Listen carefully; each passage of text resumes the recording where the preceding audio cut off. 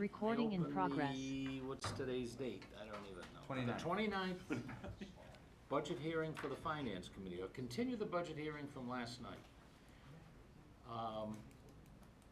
Citizens' comments isn't on here, on the agenda, but if there is anybody, and I don't see anybody I don't sort of recognize. He recognizes you. So, let it note that there again were no citizens here. Would you like to open with something? Let's go right to the PD. Okay, Police Department. Take a seat. Apologies. Hey. It's been a day. It's- Hey, no. Welcome to your safe zone. Yes. Welcome to family and friends. Seriously, right?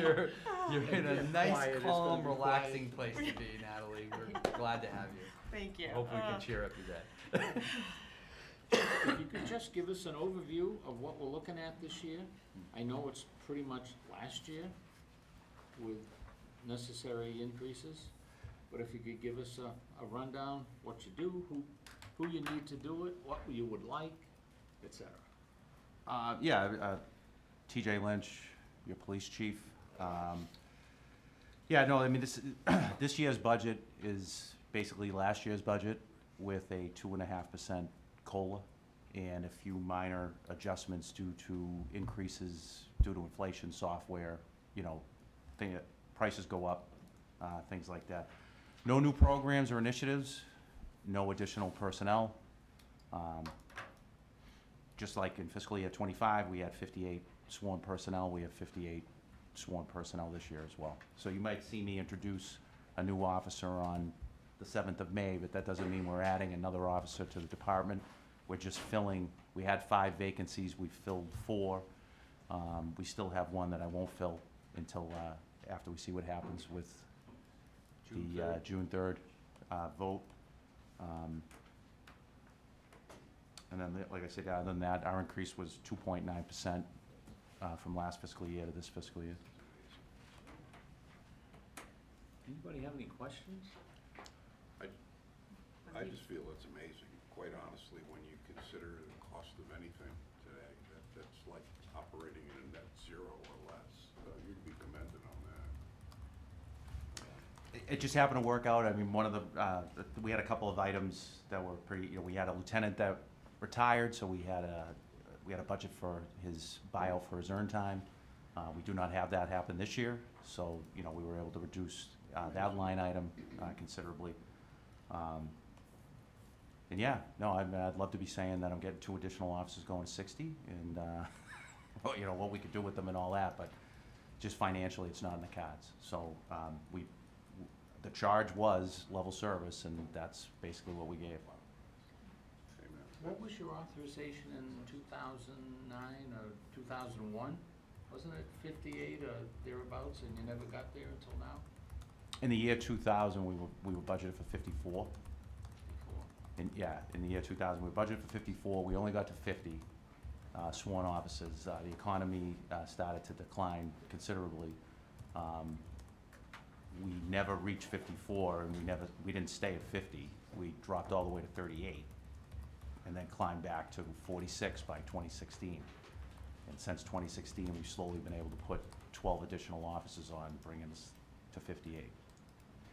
We're still well behind where we should be for a community of this size. I mean, a town like Norwood has 65 police officers for 26,000 residents. We have 58 for 34,000? And 28 square miles, and they have about Right. 10. They have to. Correct, they are 10 square miles. Amazing, unbelievable. I'm gonna tell, I complimented the chief on something that, many of you know I'm a scanner junkie. And in the middle of this last winter, on one of those nights where it was gonna be 10 below or whatever, they got a call, I'm gonna guess it was 2:30 in the morning. I listen a lot. For a guy sleeping on a bench down at the train station by Gorelick's. They were dispatched, went down, couldn't find him. 10 minutes later, another call, follow-up call. They found him this time. In about 20 minutes, the mech called them because there's some time clock that starts on a call. If they don't hear from somebody, they make sure they're all right. The mech called, and they said that the officer on the scene, I think it was 2 patrolmen and maybe a sergeant floating around. He said, "We're working on something, we'll let you know." And within another 10 minutes, one of the officers said, "We've got a solution, we're transporting him there now." And that was the end of it. So, I mean, that's important. We can't lose that kind of stuff. And you lose, I'm sure the guys that are working that shift, other than the sergeant, had badge numbers in the 80s. They're new guys, young guys, and that's how they think, and the quality of the people. Just hit me that night. It's hitting me now. They took him to a hotel, and they paid for it out of their own pocket. Amazing. Right. Can I ask one little question? Is there anything in the budget that you are taking a guess at that has you nervous, that maybe there's a contract that hasn't renewed yet or anything? Like, I'm thinking of last night with the school buses, they had to, put out to bid the school bus contract, and they got it back, but is there anything in your budget that, you're nervous about it coming back higher than you maybe forecasted for? No, I mean, they're in the middle of, nothing when it comes to any of the services we use or anything like that. No, nothing like that. In the collective bargaining, we had a meeting actually today with the patrol officers. We've been meeting with the sergeants union as well. They're cognizant of the situation, that the town is under. No, I think that whatever, between what the town will be able to give and what we might be able to utilize within the budget, not that there's a lot of fat in there at all. Right. That would be able to handle it. Yeah. And it wouldn't be something that would throw us way off or Okay. put us in a bind. Okay. If we don't get the override, we lose $250,000, that's a completely That's different different. story. $250,000 reduction, we're looking at laying off 2 police officers. Okay. Thank you. Question? I know there's some things that run through the capital budget versus running through the operating budget. Can you just remind me of some of those things? So the things, typically it's it's the same every year. We buy our motor vehicles, so the cruisers, typically it's about 5 motor vehicles, 4 marked, 1 unmarked is typically the way it goes. We have 31 vehicles in the fleet. Other with capital would be the replacement for the bulletproof vest or the soft body armor that the officers wear. Again, you give us the money, and then half of it comes back in a reimbursement from the federal government, the other half comes back in a reimbursement from the state, if they're both fully funded. The next thing that we typically would buy out of that is technology, desktops, any laptops, tablets that the officers use, we would replace those. The fourth usually is, it's our less lethal taser system. We usually do what's called a TAP program. It's a 5-year lease. And so we spread out the payments over 5 years, and usually you get, some free equipment as well as cartridges and things like that. So it actually is more advantageous for us to spread it out. It's more advantageous to spread it over the 5 years for a number of reasons, including the fact of the cost. There was a significant increase this year from the X2, which they're eliminating, to the X10, or the Taser 10. They're not cheap, Okay. but they're worth their weight Yeah. in gold from lack of us being injured, suspects being injured, et cetera. Yeah. They and diffuse a lot of situations before anything has to happen. Thank you. Yeah, the reason I asked the question too is because I knew there were some just critical things that happened that, are just not in there too, so you rely on the capital budget. I think it's just good for people to know is that you don't have a lot of things. In fact, you actually need the capital budget to get some of the things that you do need. Yeah, I would say that all of those things are regular recurring expenses. We buy cruisers every year. We buy bulletproof vests every year. We have it's a lease program for the tasers, technology, et cetera. It's just the problem is you can't take that $400,000 and stick it into the operating budget. It's not doable right now. We can't do it. Anything else that comes up during the year, and there are a lot of expenses, unforeseen or foreseen, that come up that can't be recurring, that we will sometimes end up buying through some of the programs that we have. We have a task force officer that's attached with Homeland Security Investigations, primarily doing narcotics work. And any investigation he's involved in that ends up in a conviction, and any of the assets that are taken, cash, cars, boats, et cetera, we get a portion of that. That's what bought the UTV. That's what bought Ben. That's what bought Frankie. These are all things that are not in our budget that we can't buy. And we don't come to capital for it because what we're asking for is pretty significant as well. We're also cognizant there's only so much capital that we share with all these people and others as well. So we end up using that fund, but that fund cannot be used for recurring things. It can only be used for law enforcement related equipment, training, and overtime for investigations. Thank you. You're welcome. Anyone else? Whoops, Steve's up. Thank you. Thank you. Steve Sherlock, 13 Magnolia Drive, Community Information Bureau, Franklin Matters, Franklin Public Radio. Through you to the chief, could you expand on, I think you said 5 are being replaced in terms of the hiring. One of the things I hear periodically in the neighborhood is that, well, the row is hiring.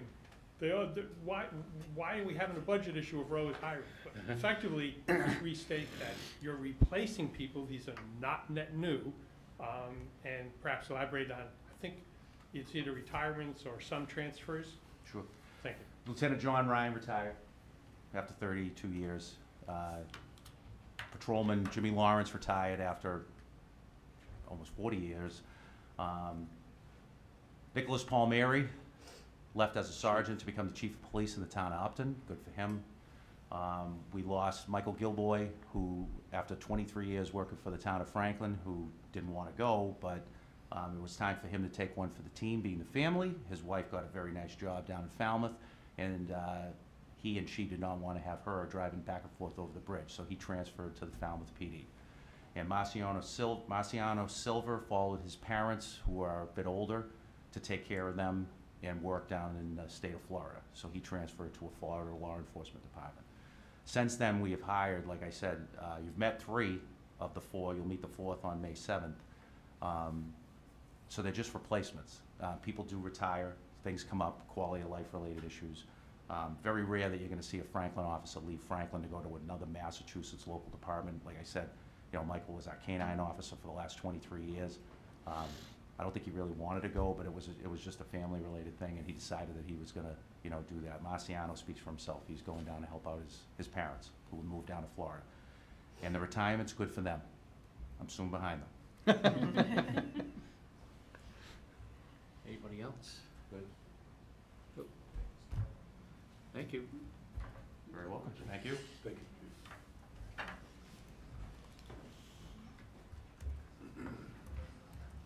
Speaking of big equipment, the fire department, you're next.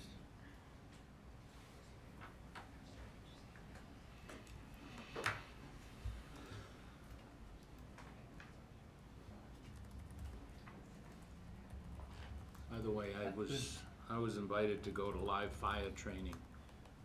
Was it last Tuesday or Wednesday with these guys? I did not go in the building. I understand you did. I didn't want to come think they had out. to rescue him, but that was all right. It was awesome. In another life, I could have been a firefighter. It was great. It was nice to see that, and it's grant money, so we don't, seeing as we're at a budget hearing, it was all grant money, used properly. And it was actually repurposed. It was some training money we had from a grant from last year. We were able to keep the cost down in that training, so there was some extra money, and then FEMA let us use it for this.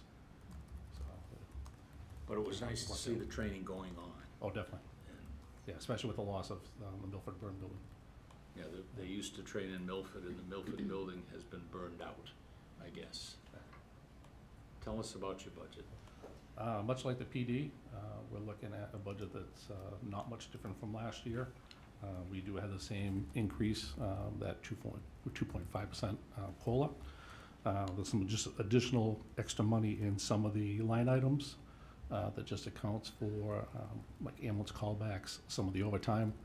What we're finding is the way some of the calls are happening, if they're happening right before shift change, we basically have to have that person get paid that extra time by the time they get back from the hospital. So some of those costs have been increasing because the run volume has been going up just by chance, time-wise, the timing, those calls are occurring, more so with the shift change. The expenses have gone up about 3.7%, which, I'll say truthfully, isn't an accurate number. Our actual expenses are going up 1.7% as it relates to stuff we do, equipment we need, services we need.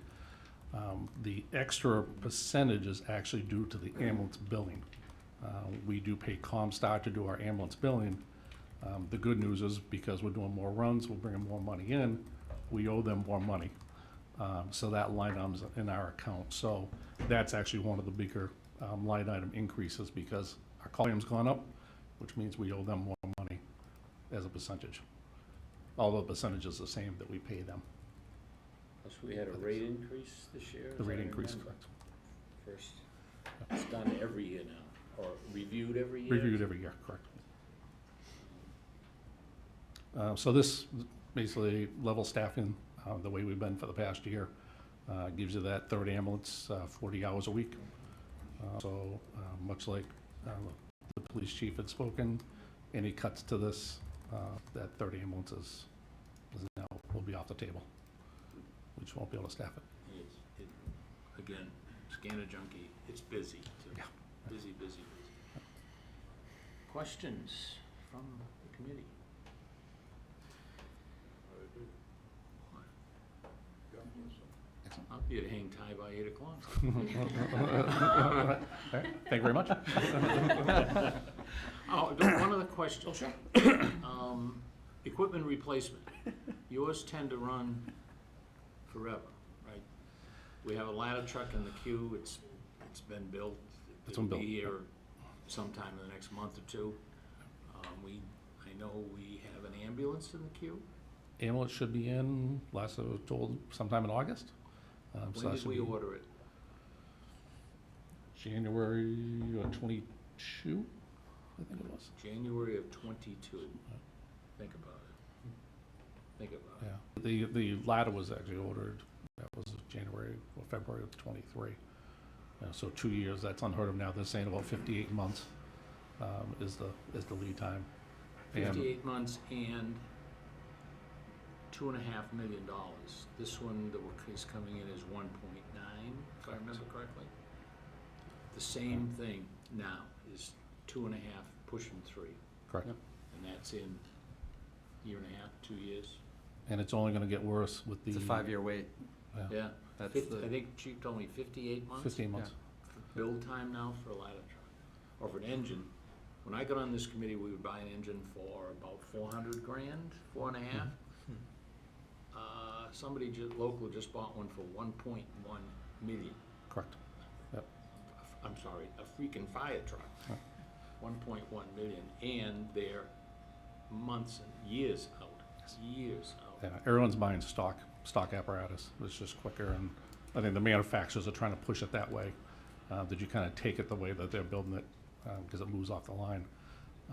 One other thing you talk about, the exorbitant costs, is now with the EPA standards coming down for 2027, Cummins alone for the engine is predicting a $180,000 price increase.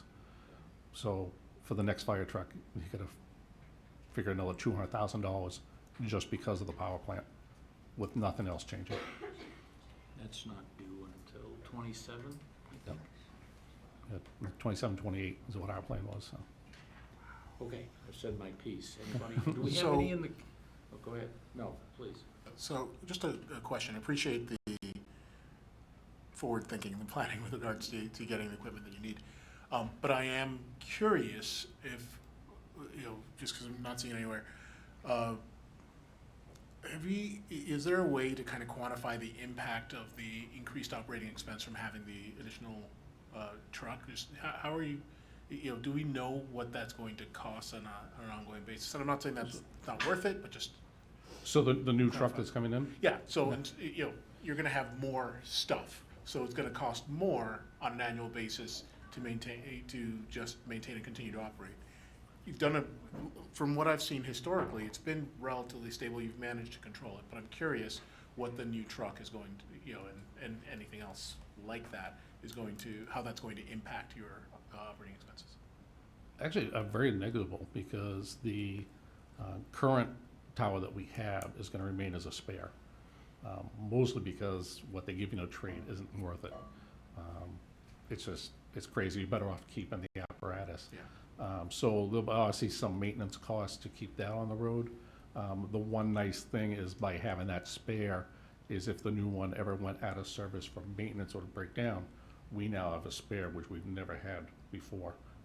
We can't count the 1949, but it's there. But I don't know if specific Joe handles a lot of the maintenance. I don't know if there's anything specific that Yeah, you've so- seen as we replaced apparatus. Yeah, so obviously the new truck would be covered under warranty, so, maintenance on that, very, very minimal. The older truck that we're keeping as a spare, there's some routine maintenance that we'd have to pay on it. Actually comes out of the DPW budget now, so there's some, just regular oil change, just stuff like that, and just, very minimal as far as just keeping that as a spare, in that regard, so. Okay, so limited impact to operating expenses, which is Correct. great. And that's also because we've been able to take some of that grant money and apply it towards equipment as well. Because as we were talking about with that neighboring department paying the $1.1 million for the engine, that's also all the equipment. So you have to figure, you're probably talking about $100,000 to $150,000 worth of equipment. So we've been able to try to kind of cobble that together out of some of the grants. Great. Out of curiosity, how long is the warranty on the new truck? At least a year. Yeah, it's usually- they don't give you, They don't give you a whole lot. Okay. yeah. Yeah, they don't give you a 336 on those, unfortunately. Thank you. Just as an aside, there are, I think, well over 70 three-story buildings in this town. Think about it. I wouldn't want a To Dean not have College the- student right. hanging out a window on the third floor and not have that truck. Yep. So, when you start counting them, they're everywhere. Any other questions? Anybody?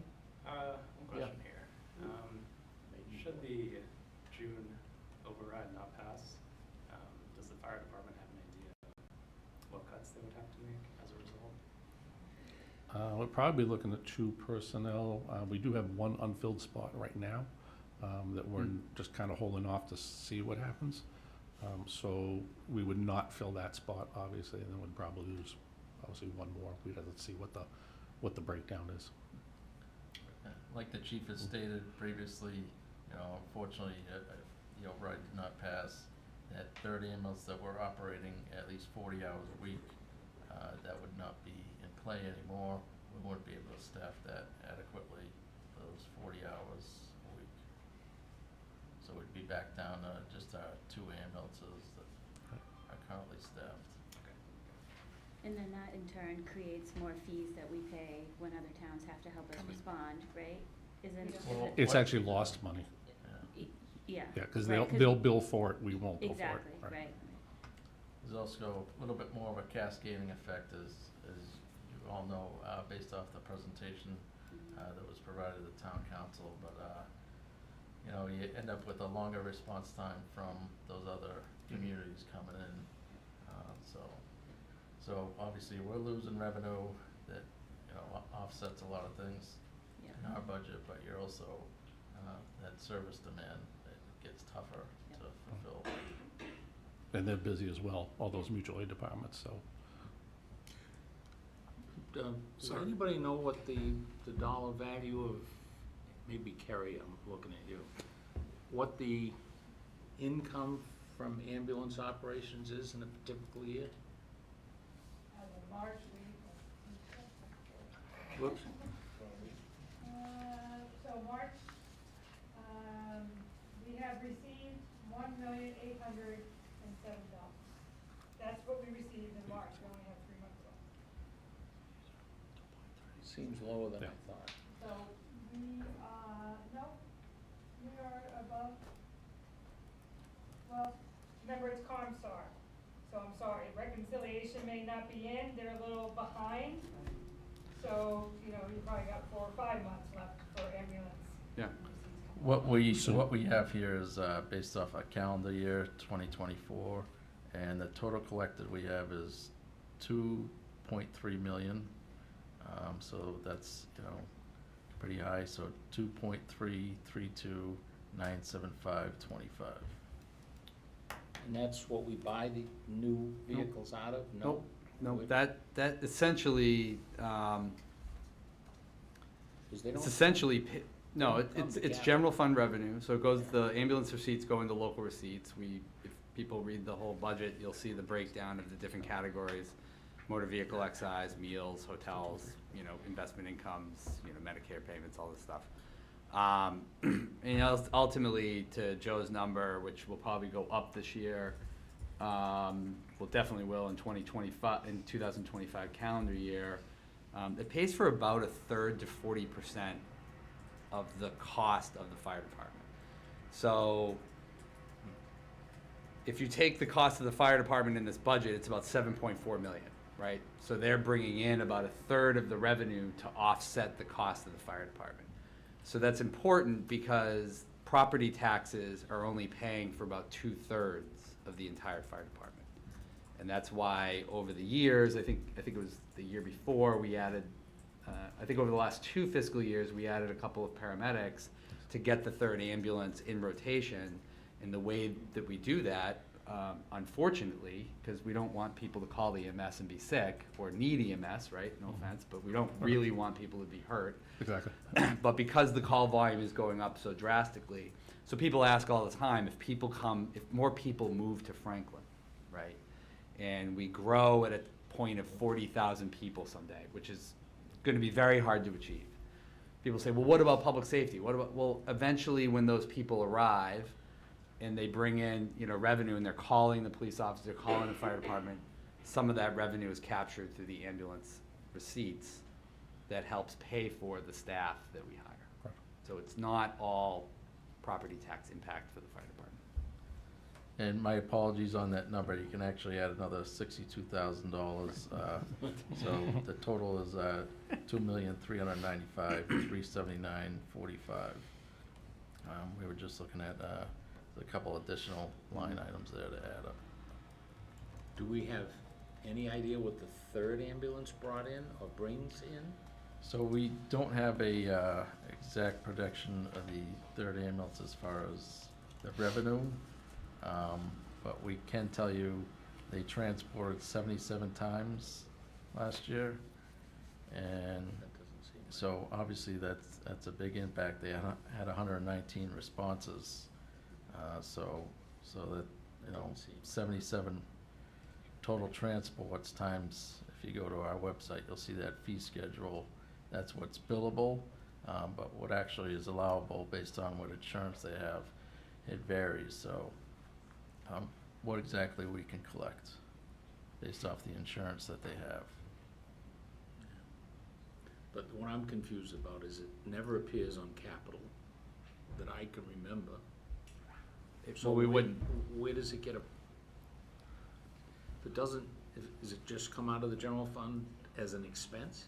there's a certain amount that we budget, I think it's 125 or 150, I can't remember the exact amount, that we pull out of ambulance receipts to stash away to do the ambulance replacements. As long as it's somewhere.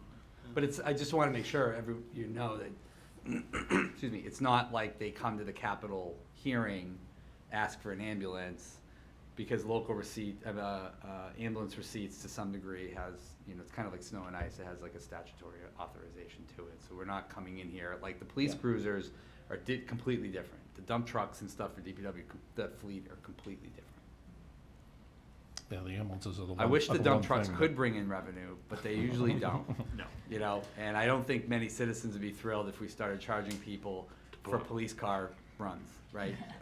So, you know, Call us, it's 10 cents, 10 cents a $200 ride, mile. well, that, you know, I hope we don't ever get to that point in society, but, Not to beat it to death, do we have another one on order since they're years out? No. I know we don't, well, And what's saying, much like the tower, we're gonna keep one of the current ones, so we'll actually have 5 in the fleet, which goes back to obviously, you know, Right. some additional maintenance costs, but that gives us a little bit greater bandwidth as far as if an apparatus actually goes down. right. We're always trying to stay on top of it and keeping in contact with our vendors to make sure we're kinda pre-queued before we get to that point, as far as ordering, so, you know, hopefully we'll be looking at that pretty soon as far as, you know, but it's always something we evaluate. Okay, any more? I was gonna say from the audience, they don't wanna ask anything. No? Thank you, gentlemen. All right, thank you very much. Thank you. Thank you. Mr. Chairman of the MEC, would you like to do the next one? Third job. today. Third job, yes. Very simple, Department 225 is the Regional Dispatch Center. You know, as we've basically come back onto a full assessment payment from the 5-year grant cycle or 4-year grant cycle, people will look on the sheet and say, well, why was it $610,000 back in 2023? For some of you that are new, the reason why was we were eligible for what was called a regional development grant through the state 911 department, and they paid 50% of our assessment that year. It went over a 4-year time frame.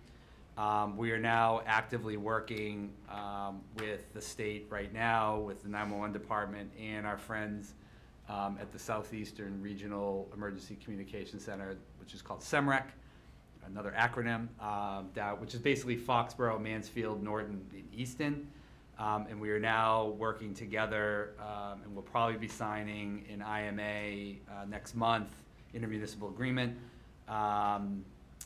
which is required by the state to actually merge both of those regional dispatch districts. That would be a 10-town district, which would be the largest regional dispatch center in all of New England. Just for context, just for people that may not know, the state of California has 5, okay? So if you want to know how parochial we are and how territorial we are in New England, that's a good example. The state of California, which is 48 million people, has 5 PSAP centers. And in Massachusetts, we have, just Massachusetts alone, we have over 200. So, you know, it is surreal. And so we have been working with our friends in Foxborough and those other communities for a few years to try to regionalize everything. For fire and police, for a majority of operational services, we already do mutual aid. We already work well together. Foxborough, we have an agreement with them where they do our maintenance of our vehicles there. Some of the other towns in the area do too. One, this will bring a significant amount of economies of scale, but more importantly, over, I'm going to say over maybe 15 years, maybe 10 or 15 years, I would expect that hopefully that center in Foxborough, which will be the home base, may actually be a PSAP for anywhere between a dozen to 2 dozen communities over the next 10 years. So we're looking at phasing in some other communities as well that have shown interest. Another reason for this merger is hiring dispatchers is incredibly difficult. Both SEMREC and the MEC are down several people. We are consistently down a couple people, if not a handful. The pay is not exactly the best. The stress levels are very high. The training requirements are very high as well. So for a job in career recruitment system, merging the districts will be advantageous for everybody too, because hopefully there'll be some career ladders built in. And you know, way beyond my life, I'm sure AI will run all of this. But as of right now, we still need human beings and we need real people in the consoles to be able to dispatch the calls out to our police and fire. So we've been working on this for a few years. This will also make us eligible for another hopeful 5-year grant program. And if we can land that, our goal as a merged district would be to land that in FY28. Fingers crossed. It's a big goal, but we're trying to get there for FY28. And then we would be, the cycle, I believe, as long as the program stays the same, the state would pay the assessment for all member 10 communities. They would pay 75%, 75%, 75%, 50%, and then 75% again, somewhere around those ranges, which would be huge savings in the budget over a 5-year time frame.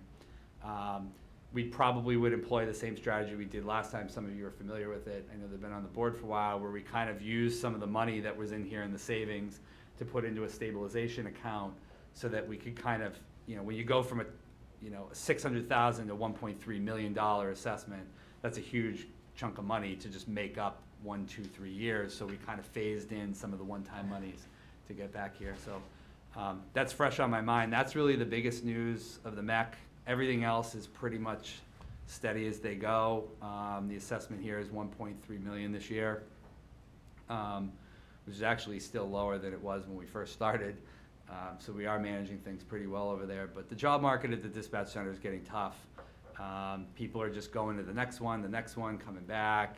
You know, it's just at some point we need a much more stable force of folks. And I think Semrec's experiencing the same thing in Foxborough. So we're trying to merge those centers. And like I said, right now, from an operational standpoint, especially fire, I should note, we're now all on the same software with fire. We got rid of the antiquated system that nobody liked. And so we are making a lot of capital improvements. And a lot of this money is being financed through the state 911 department through a series of grant programs that they've offered to try to incentivize regionalization among the town. So this is our 6th year. Next week will be the 6th anniversary of the MEC.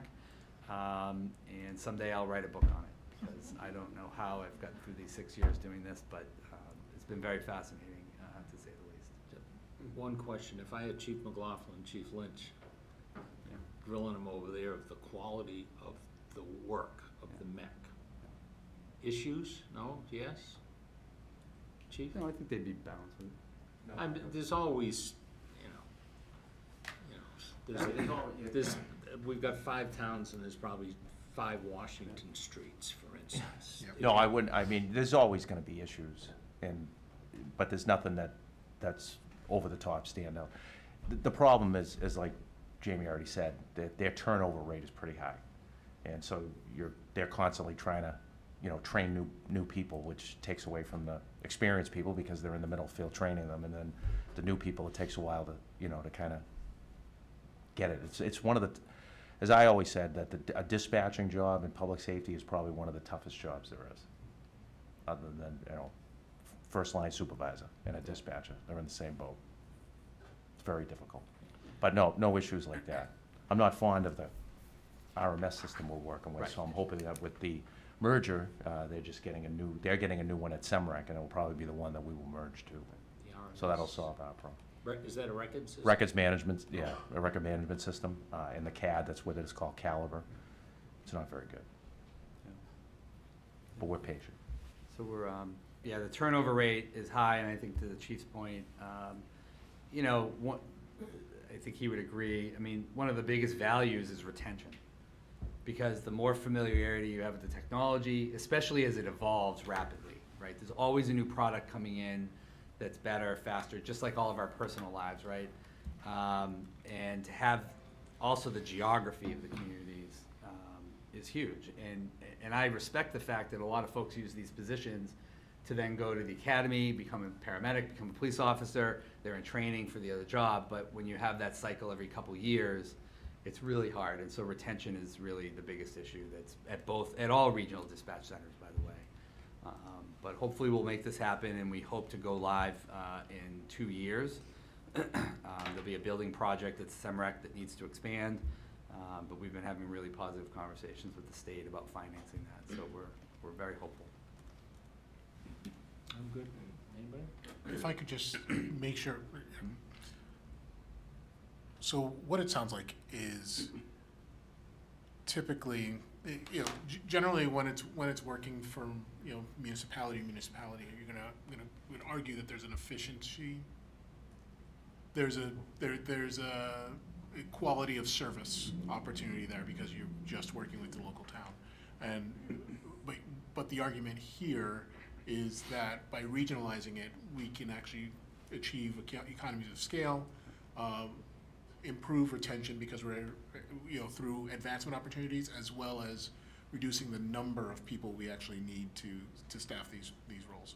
And to implement it, it's just going, there's an implementation process. It's going to take a couple of years to be up and running, but it's essentially making a plan today for what should help us look better in the future. Absolutely, and I would add technology into that. I mean, the facilities, I think, that chiefs probably used 20 years ago, 10 years ago versus today versus where we're gonna be in 5 or 10 is much to your point, you add in not only the technological advancement, which adds in much more precise response, you know, but you're also economies of scale. You're not buying two systems at one dispatch and another. So you, from a capital perspective, you're just buying one and spreading that bandwidth across a greater amount of communities.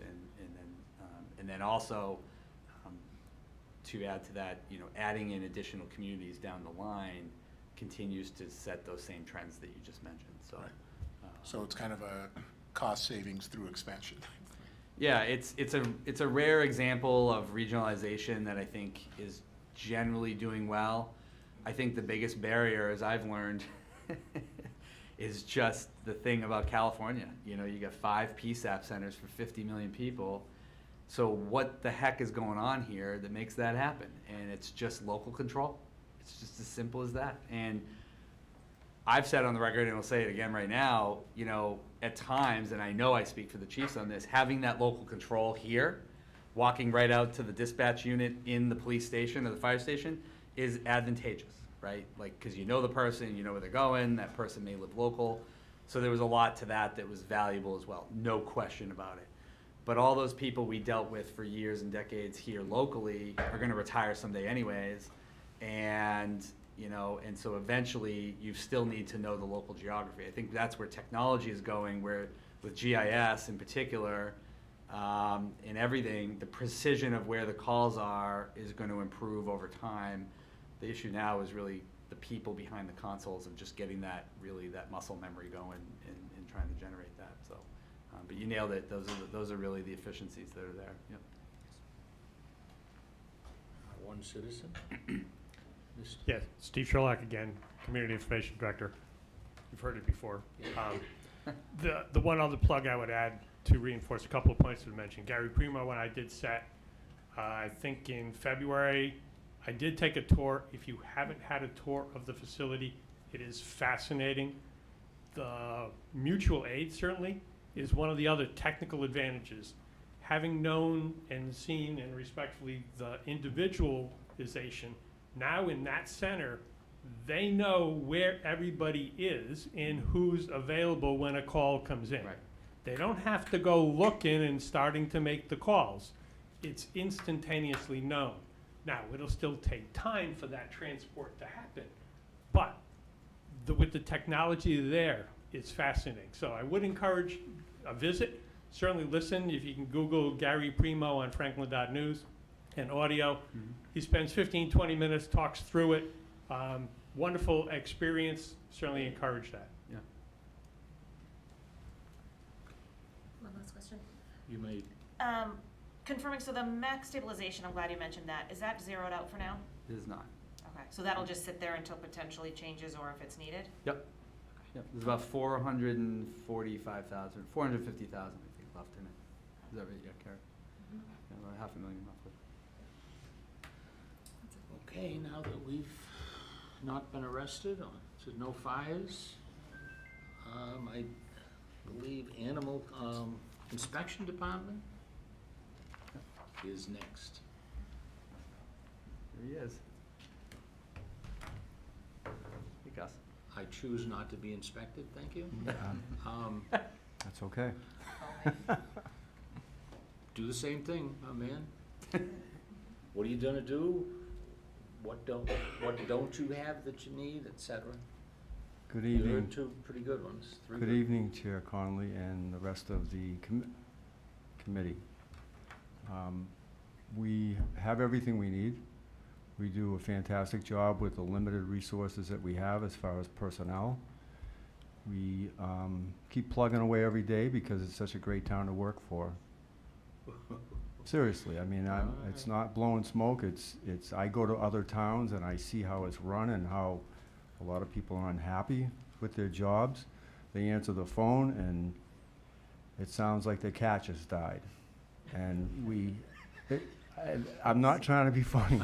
It's a serious thing that we have it so good here. And we truly all believe that it's the best town to work for in the Commonwealth. So I have everything I need. And we stay level with what we had last year, and we're happy about it. So The inspections of weights and measures. Yes. Is that settled now? Very well, thank you, and the state is doing, the county is doing a fantastic job. And the gentleman that does it, William Mullen, for us, is as articulate and serious about it as you can get when it comes to enforcement. I'll ask, how many inspections does your department do in a year? We know how many ambulance runs and how many police calls. How many inspections? 10 a day per inspector, which is building, plumbing, gas as well, and electrical. So basically 30 inspections a day on a busy day. Slower days depending on the weather, but we've never missed a beat with the amount of people that pull permits. So And you've kept my cousin, Richie Canetter, employed for a long time. he's still plugging away and does a great 80 job. And 86, maybe? yeah, 87, 8? I don't know if I'm supposed to say this. This could come back. This could come back to bite me. But he's up. Karen. He's just the knowledge he has is amazing. Yeah. You would just be amazed, especially with the commercial. He just can. Sorry to say it, he can smell a bad job a mile away. When the Especially when he's the gas inspector. Yes. Yep. Sorry. Bernie's no slouch either. Bernie's just as good. And the two Bernies that we have are fantastic inspectors. And the one we hired a little over a year ago for the local inspector for building came from Needham and was a builder before that and just does a great job. No drama, No drama. I like that. no drama at all. Questions from the troops? 8 Just- o'clock is just still a- in range. Just a quick comment, as I look through the, item line 240, most of your costs are salary, you don't have a lot of expenses that We- are driving, we do so it not. really is just, right? Paper and pencils and, So I'm not missing anything there. yeah. Occasional book here and there for code enforcement, but not a lot. We actually were donated, the code just changed. It went from the 2015 ICC code to the 2021, and we had all our new code books donated to us. So that saved $1,000.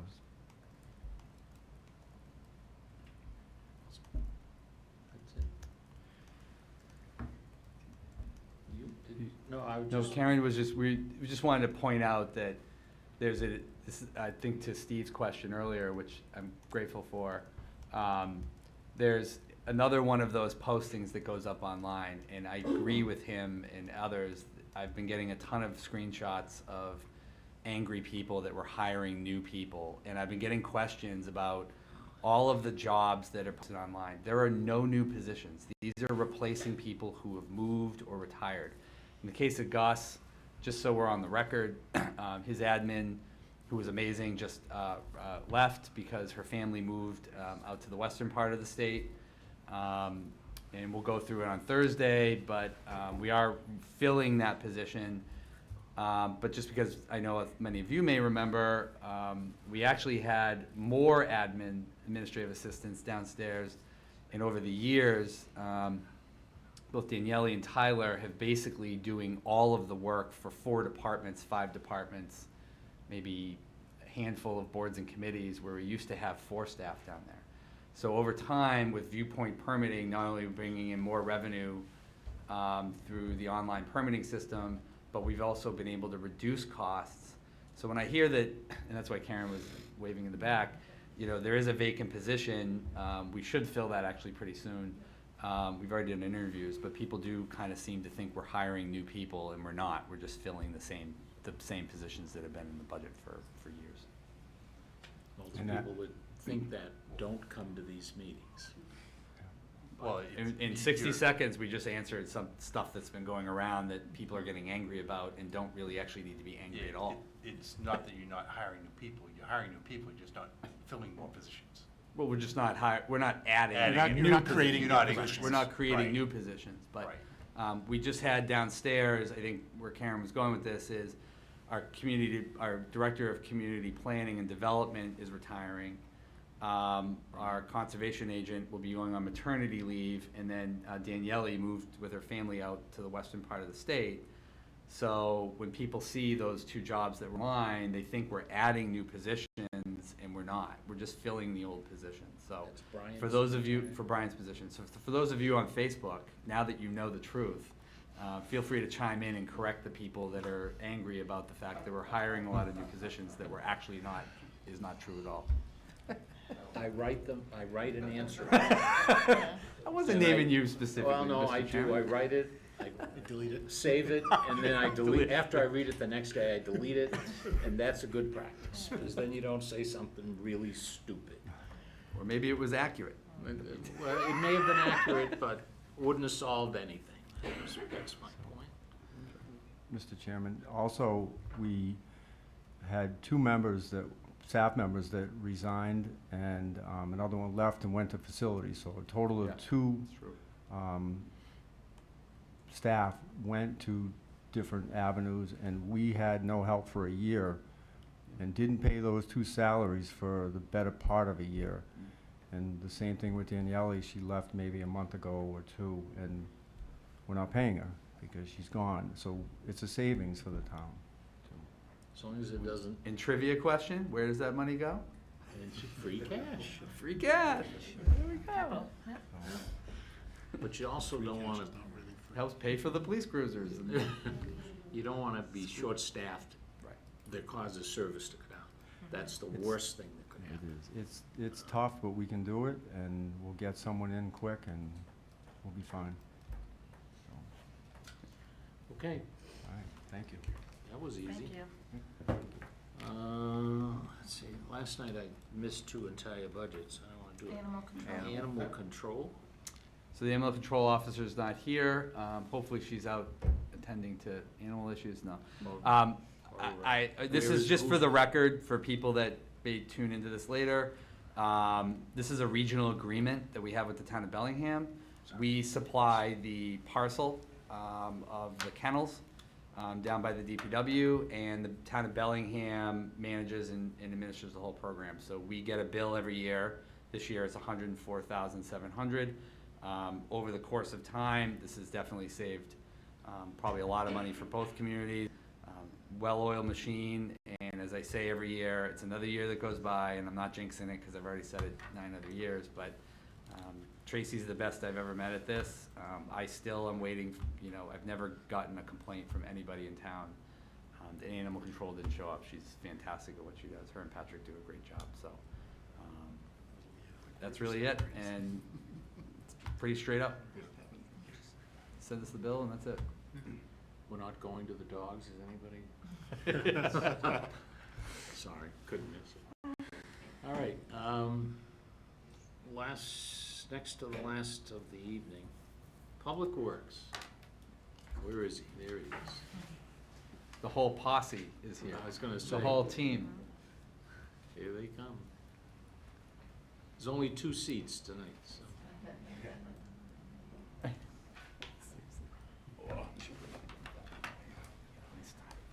Good evening, Sharon.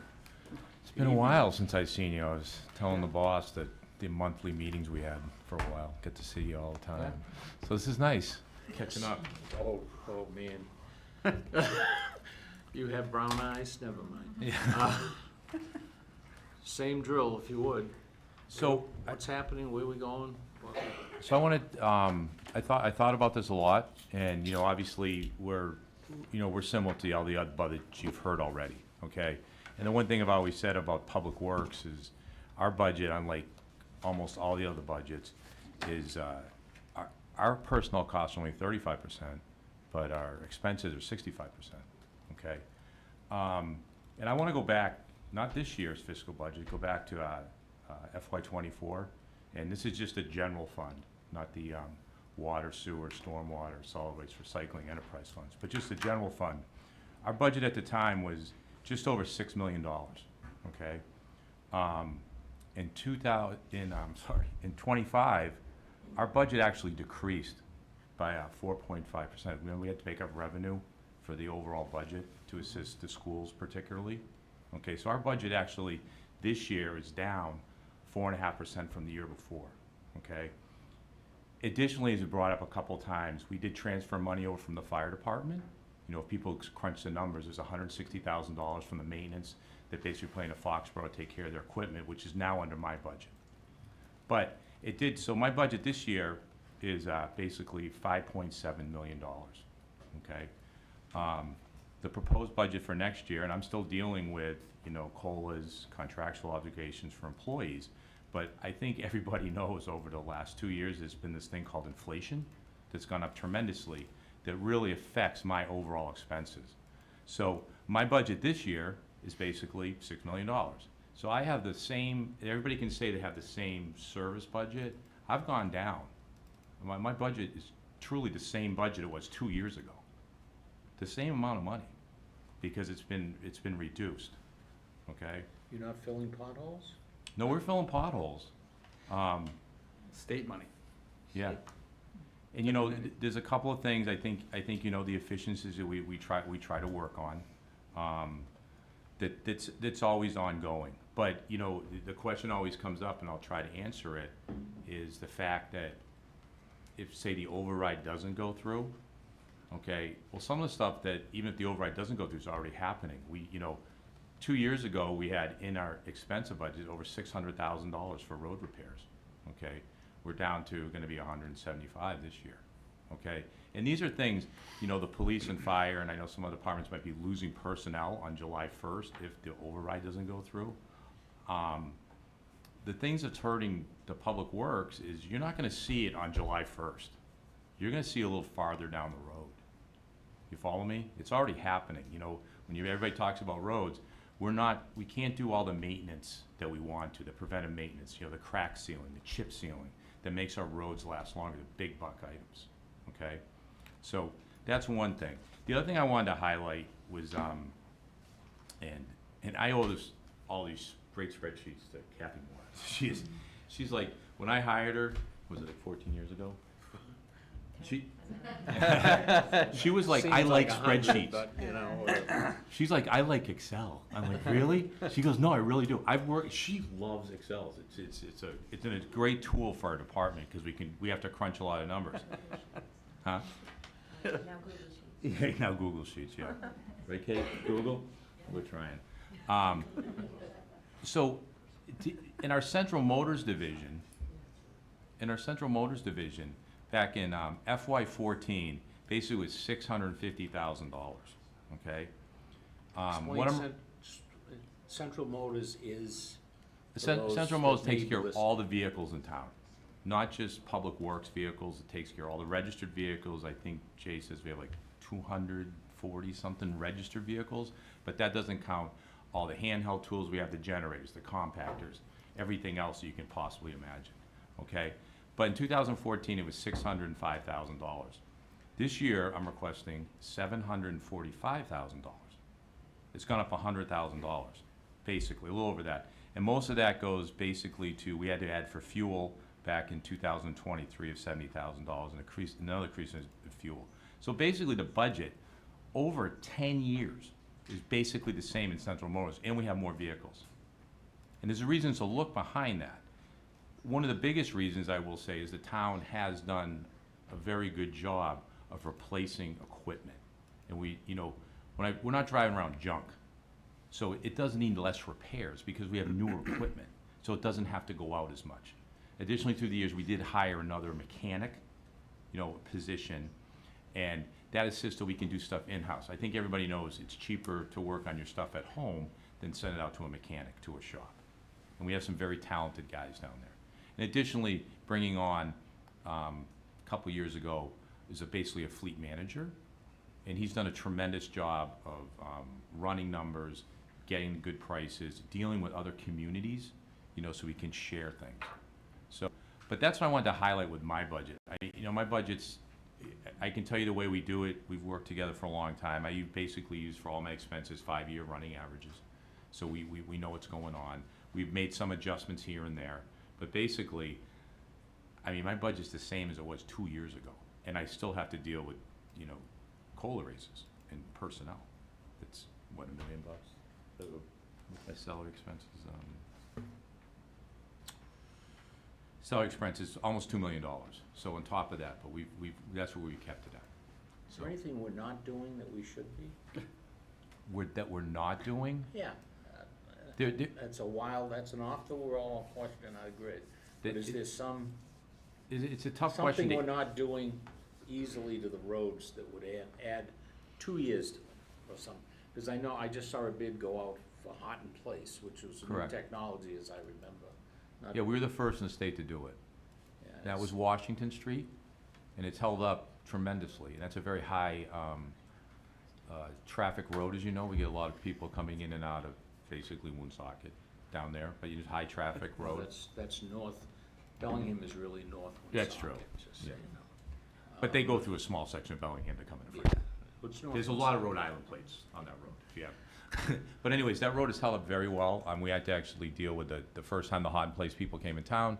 We actually have Aggregate Industries came out because they weren't necessarily fair about it, and we have to top coat it. And it's worked out tremendous. You drive that road, and that road's 14 years old now, and it's really doing well.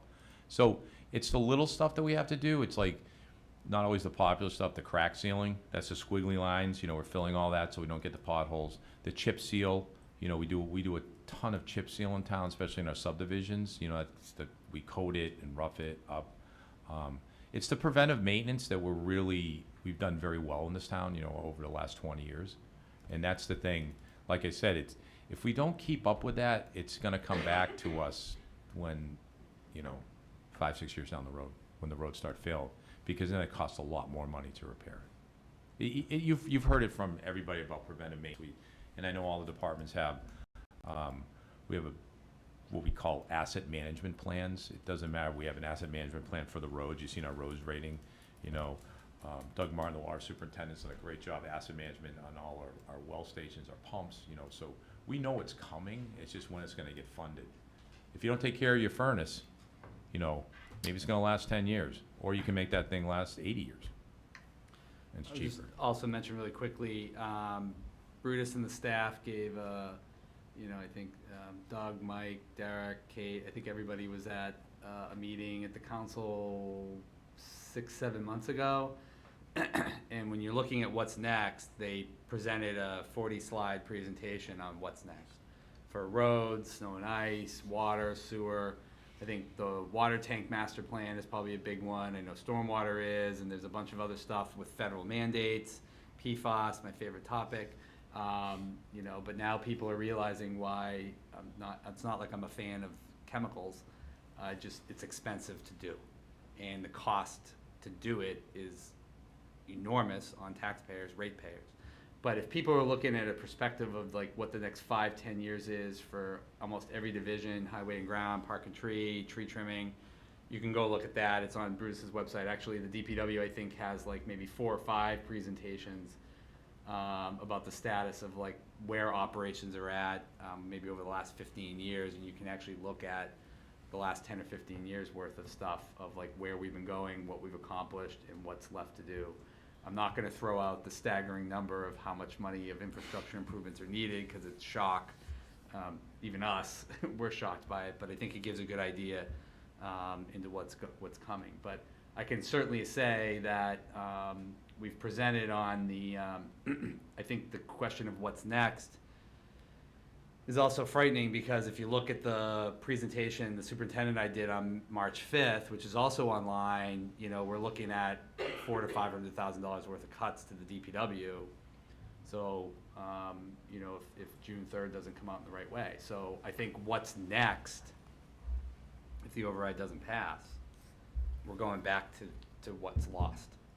And I think that's something hopefully people can convey to the public, because what's next is not gonna happen until we figure out what today is and how we're gonna be able to fund the basic stuff, tree trimming, sidewalk painting, crosswalk painting, pedestrian friendliness, ADA access to sidewalks, maintenance of sidewalks, roads, and on and on and on, you know, trail maintenance, farm Fields. maintenance, fields, Parks. all the school fields, snow and ice removal. You know, I'm getting overwhelmed just saying it all. It's just, It's a lot, and to think that, you know, we're not gonna have a conversation about what's next. We are who we are, and that's what it's gonna be. Just as an aside, that presentation you gave 6, 7 months ago, Yeah. I shared with the chairman of the finance committee in Milton. They were struggling, I don't think they had a DPW, and they were putting it, I don't know exactly what was going on, but he complimented it. He said, wow, that was his comment. oh, thank So, you. Yeah, I've shared numerous things that particularly DPW had done with them. You know, it's Just been to, interesting going back and forth. sorry, George. Just to follow up on your comment, Jamie, one thing that I have heard multiple times recently that I was hoping you could touch on was, you know, with regards to the potential override is, you know, why is there not just a clean school override? Why do the other departments need it? Can you, I'm hearing from every department that comes up, you know, and speaks to us about the challenges that they're seeing. Can you kind of help us understand, like, why is this broader than the schools? Well, I mean, it's a good question. I mean, I think, you know, I think one thing is, you know, the schools, as I've said many times all year, I mean, they did an unbelievable job this year, you know, with the redistricting over, really, you know, they've been working on it for years, but to get it done, you know, really shows, I think, the public with the 3.1, 3.5 million savings that are in their budget. You know, I think, you know, through collective bargaining, maybe 7 years ago, we reformed the whole police department with their 4x4 schedule, so we did a whole schedule change, which is a big deal. We did the same thing in DPW 2 contracts ago. You know, Snow and Ice was actually through this committee, Natalie and Sue Dusnap had suggested, you know, why is that not a baked cost? Why are we one-offing this every year? We found creative ways to do that. The fire department, I know we did a whole complete restructuring. And I think part of it is now, I mean, you know, certainly we can continue to make reforms. The senior center, I know they're not here tonight, they'll be here on Thursday, but I think people are generally aware of a lot of the changes and reforms we've done down there to bring in more revenue, to capture revenue accurately, to make sure we're offsetting the cost. A lot of accounting things, that's why our audits are good. I think every department has kind of gone through it, right? We've done, you know, we've pulled just about every rabbit out of a hat we can to be creative. I think to Chief Lynch's point earlier, I think our employees too, not just in PD, but everywhere, they're very aware of what's going on. But I think we're also down to the point where we're talking about cutting facilities, $400,000. That's a lot of schools. We're talking about cutting roads. Could be $300,000 or $400,000 in road work. You know, and I think the other piece is to that is, you know, fixed costs are across the board. I think we're now in like 4 fiscal years of inflation. And it's impacted everything from school transportation last night to special education to labor costs for schools and all of us. I think the DPW and facilities department have probably been hit hardest as almost anyone, if not harder, for exactly the reasons that Brutus brought up. Yeah, the budget may be the same, and yeah, that was okay, but we're losing actual capacity to do work in town. And I'm hoping that, to kind of conclude, I'm hoping that the Finance Committee, the Joint Budget Subcommittee, the Council, the School Committee, all of us, the staff, I think to your question, Ken, I think, you know, has seen, okay, it's not just one department or one part of the budget. The schools are 70% of the entire budget, so they're obviously the biggest enchilada in there, but I think it's affecting every single piece. If you're the senior center, you're seeing food costs go through the roof. We have not raised fees yet. You know, that may come at some point, and we may have to bring them up and down based on supply chain issues, but I think food costs are a huge cost. Salt, you know, everything we do for DPW, facilities, parts, cleaning supplies. I mean, you know, when you think about running your home, right? And what you have to go into your house, I mean, it's really not much different than we do. You have to plow your driveway, you have to clean your house, you have to pay for water, you have to pay for sewer. Those rates are going up, stormwater rates go up. I mean, all this stuff is going up. And I think where the nexus is us at home as people too, and all of our residents are also seeing that in their own households as well.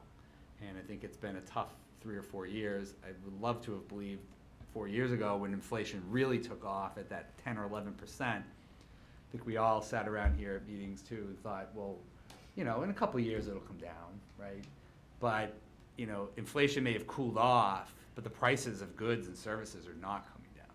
In fact, I would argue, especially services, contractors, vendors, those are still going way up for various reasons. So I think, you know, why is this relative to everybody? Well, I think, you know, everybody, including the school department, has done their part to try to reform everything and do everything they can. And the reality is that the shared pain has to now be really spread across, I think, each area to make sure the public is aware of what these dynamics are.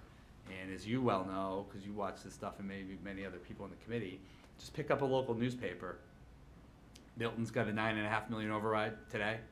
You know, Stoneham was at a $14.6 million override. The town of Easton's looking at a $7.3 million override. You know, Natick was at a $7 million override, a little bit more. I mean, you've got, you know, these questions. Linfield's at $5 million. And also, you look at a town like Brookline that's looking at an $8 million deficit after just laying off $5 to $10 million worth of employees in the schools. The people that are concerned here about certain things for the town, whether it's the school district or the town, I often tell residents and parents, these are the same concerns and same things that are happening in Wellesley. Wellesley's cutting AP programs. Wellesley. I mean, how... Seems like an oxymoron, right? Like, how could Wellesley cut AP school programs? That's 'cause Well, Amy's because not they doing don't it. have the money to do it. And I think, to your question, you know, all of these cost drivers with personnel, labor, healthcare, pensions, inflation, goods and services are just affecting everybody. And so I think the Joint Budget Subcommittee this year, you know, tried to make it a little bit more equitable than last year. Appreciate that. Thank you. Can I ask just a Thanks. general question about procurement for the town? You know, Sure. is there centralized procurement, or is every department in charge of their own procurement?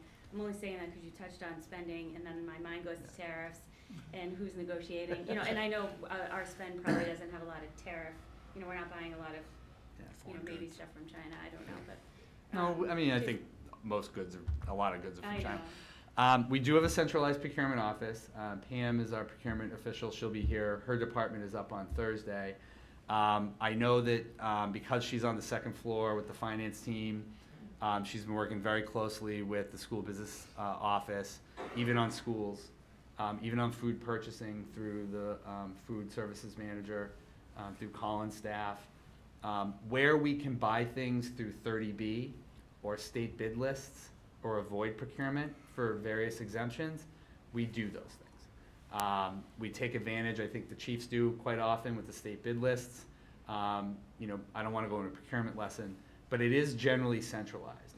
The exceptions I would say are, you know, I used to have a procurement license.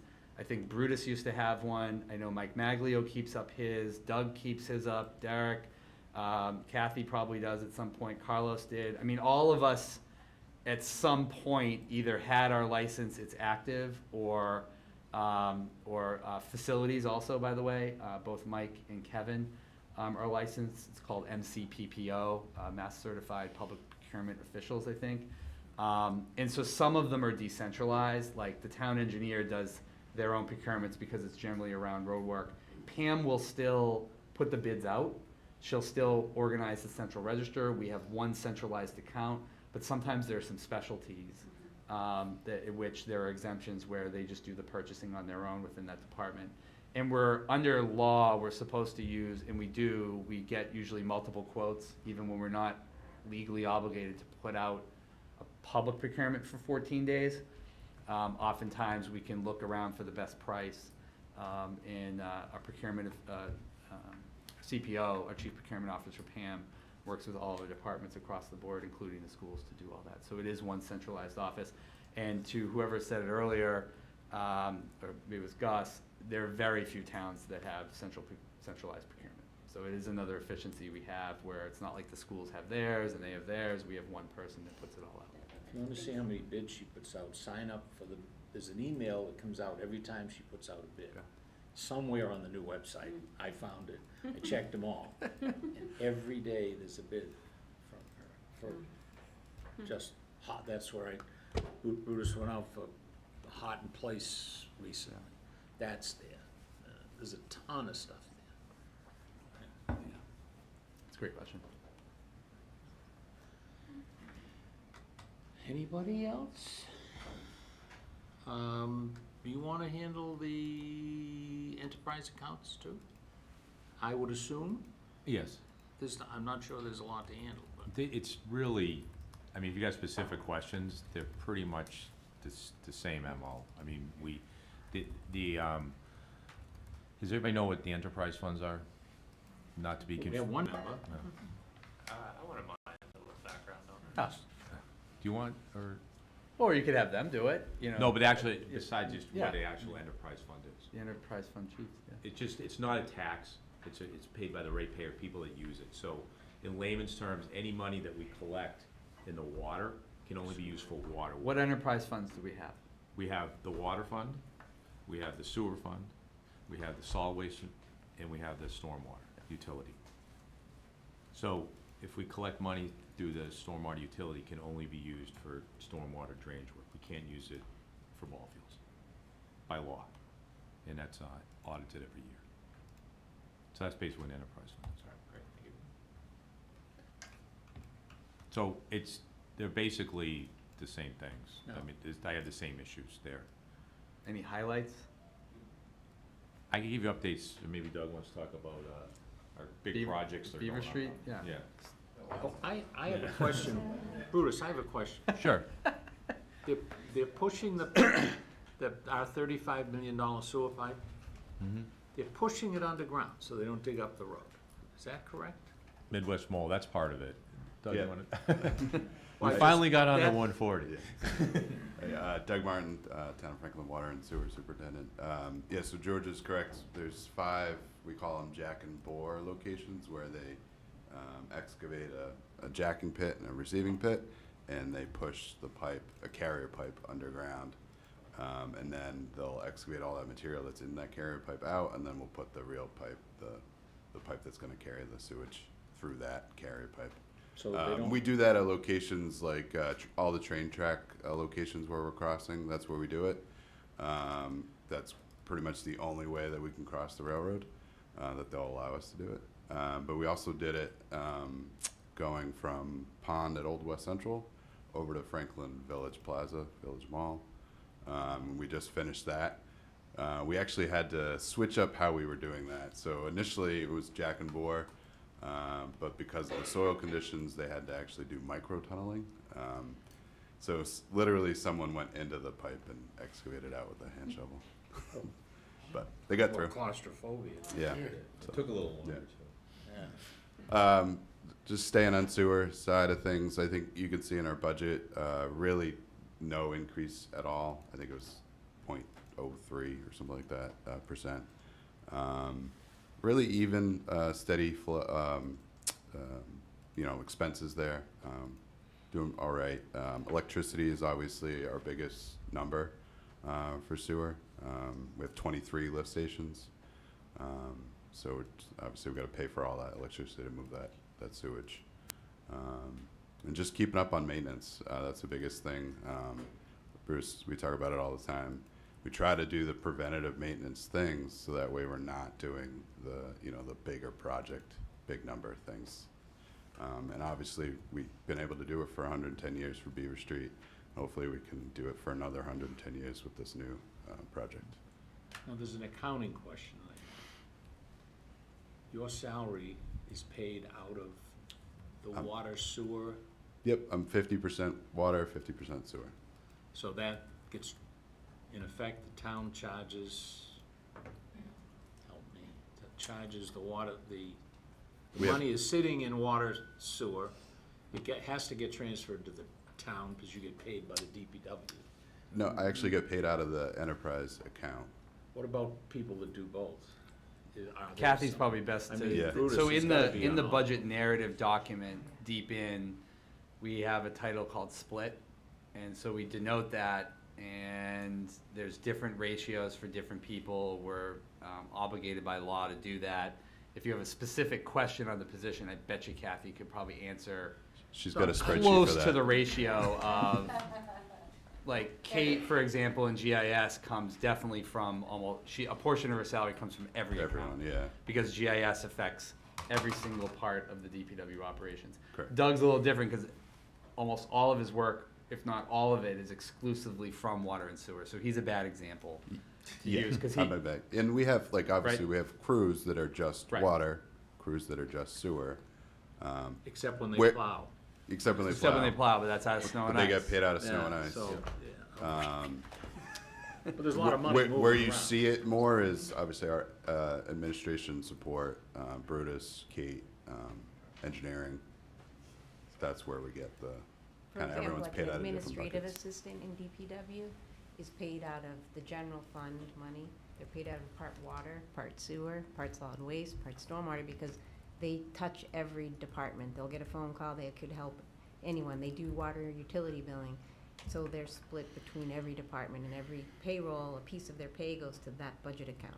So there'll be 5 budget accounts attached to an administrative assistant. There's 2 attached to Doug. So when he gets paid, it splits off into the right charge code. Everyone in DPW has multiple accounts because we all work in every. As an old banker, there's a lot of general ledger debits and credits Yes, flying a around, lot of them. right? Right, Linda? In my Yes. terms. Yes. Okay. I mean, for example, just to tell you, like, the clerks that were brought, the folks that would take care of you when you walk into the public works. So 20% of their salary is paid by the general fund, 10% is paid by the stormwater utility, 30% is paid by the water utility, 30% by the sewer, and then 10% by the solid waste fund. So it makes up, that's 100% of the pay. And with, you know, whatever the rate is, then it's divided, how long they've been here and stuff like that. It was just a question that I think people ought to know. That's all, that you know, there's money paid to water, but it's not, you know, it can get confusing, that's all. Yeah, if they read the budget, if you read the budget, I'm serious, if you read the budget narrative, it doesn't, if we put in Kathy's spreadsheets of every single person, the thing would go on even longer than people are already annoyed that it goes on. But we do highlight in there, to Doug's point earlier, all the positions and which ones are exclusively in water, sewer, general fund, et cetera, and which ones are split between different accounts. That was my only question. Anybody else? You have anything, do you have, I asked Brutus, do you have anything you need, want? Oh, he Which has is a not lot. this year. It's probably not this year that we show it, but Yeah, But it's uh, good plug. Yeah. For, yeah, I mean, on the water side, like Jamie said, we have a ton of unfunded mandates, PFAS being the biggest one. And it, like, I think he hit the nail on the head when he said, it's not that we don't like chemicals, right? I mean, but what I don't like about it is that now it's taking away money from other infrastructure projects that we desperately need to do. We need to continue water main replacement. We need to replace the hillside tanks. Which, by the way, the oldest one was built in 1888, and it's the second oldest riveted steel tank still in service. The steel is phenomenal. It's the foundation that scares me. So those are the things that you know, those unfunded mandates take away from, Right. which is unfortunate.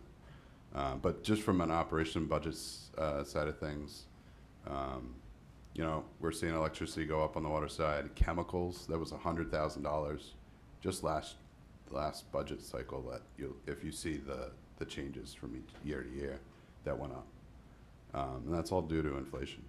So, and that it's not like when things go up, they don't go back down. it's inflation So. or greedflation. Or whatever, Well, yeah. that's So. another discussion for another place, Yeah. I suppose. All right, anybody else? Questions?